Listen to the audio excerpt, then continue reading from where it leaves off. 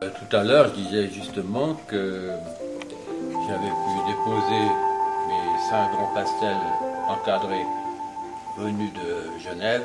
J'avais pu les stocker à la fonderie dans une pièce que j'ai crue sèche. Et comme il faisait très froid, je l'ai amené début novembre.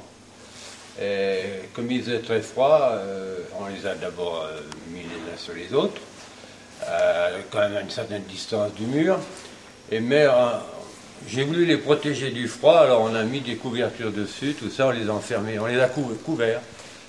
Et puis bon, de fil en aiguille, j'ai eu des petits problèmes, des contrariétés, tout ça, et j'ai plus du tout pensé à ces pastels. Et puis 15 jours avant les voir le vendredi soir, avant de rentrer à Paris, je vais voir, je découvre mes pastels, et il y avait carrément de la buée sur les vitres.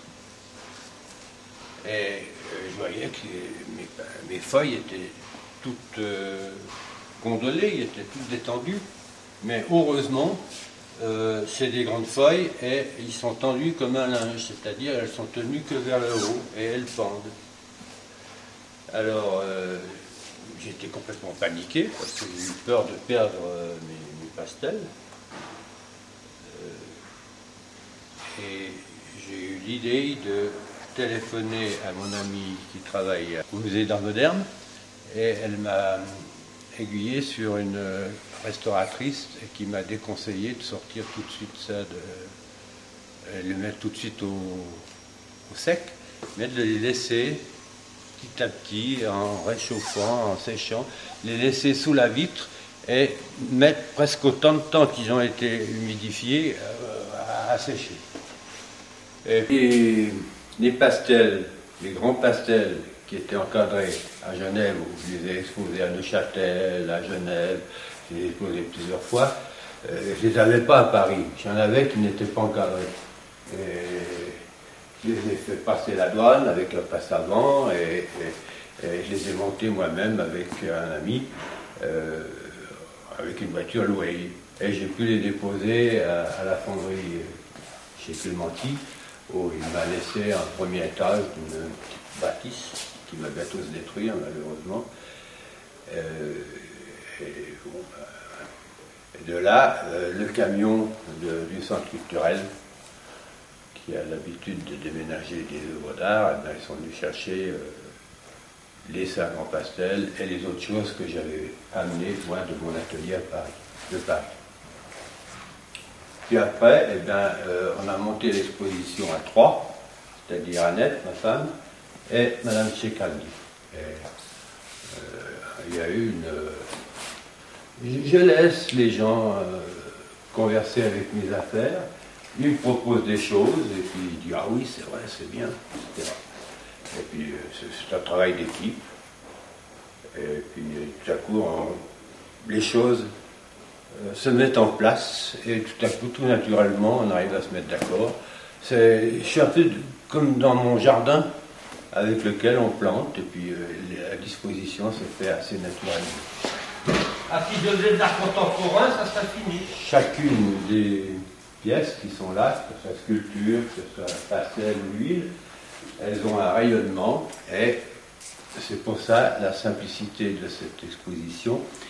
Et chaque œuvre a presque un mur à lui tout seul, et c'est pour lui laisser respirer. Alors il s'ensuit que quand on rentre dans cette salle, on peut regarder un moment et fermer les yeux, et il y a quelque chose de pilaire, de cette tranquillité, de cette force, de cette lumière.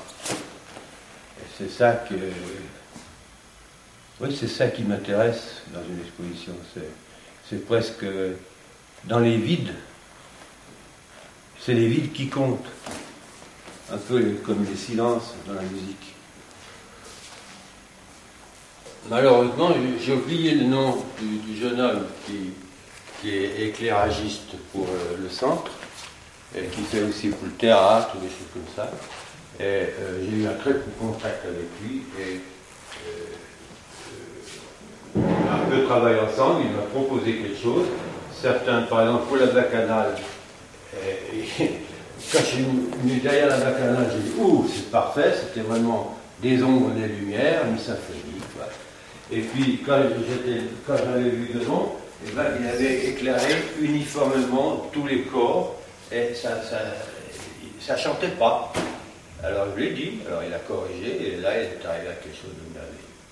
Et puis après, il a réglé tout seul un peu de nuit, parce que l'éclairage de jour et de nuit est très différent du moment que la lumière du jour arrive sur les côtés, ça peut être très beau, mais qu'il y a la lumière artificielle, c'est un éclairage, et il faut en trouver un autre quand il fait nuit et qu'il n'y a pas de lumière qui vient de l'extérieur. Et là, je trouve très très bien fait. On a eu un problème avec le torse d'homme, qui était toujours trop foncé, parce que la possibilité de mettre le rail pour les lumières était trop zénithale. Et ça posait un problème. Alors on a mis longtemps pour trouver l'éclairage.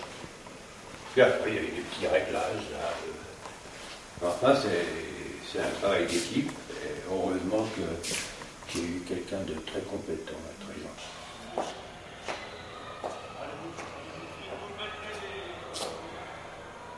C'est pour ça qu'il y en a si peu.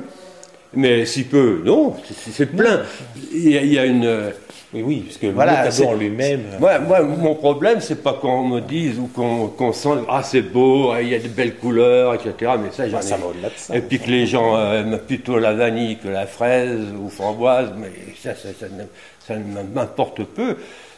Ce qu'il faut, c'est qu'on rentre dans ce jardin, hein, l'exposition est un jardin, et puis qu'on retrouve des sentiments. Et c'est ma façon d'être universelle, parce que si je creuse en moi cette chose forte en moi, elle doit être chez l'autre.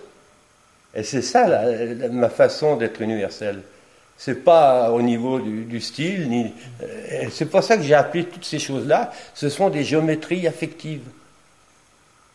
Okay. Au contraire de la géométrie mathématique, qui elle, on met une formule, et puis celui qui sait lire la formule, il peut vérifier si l'autre a fait juste ou faux, ou lire ce que l'autre a fait. Ici, je ne peux que trouver des complices. C'est une géométrie affective à moi. Et en creusant justement mon moi, j'arrive à l'universel parce que il est chez l'autre. On est toujours encore des bipèdes, je veux dire, on a toujours du sang dans les veines, etc. Et pourtant, notre société voudrait nous les faire oublier. C'est aussi ma façon d'être... je ne suis pas content dans ma société, et c'est aussi ma façon, ce positivisme humain, c'est ma façon de réagir. Et puis ça ouvre non seulement les yeux des gens, quoique ce n'est pas les yeux, ça ouvre les sentiments, c'est une certaine liberté, hein, quelque part.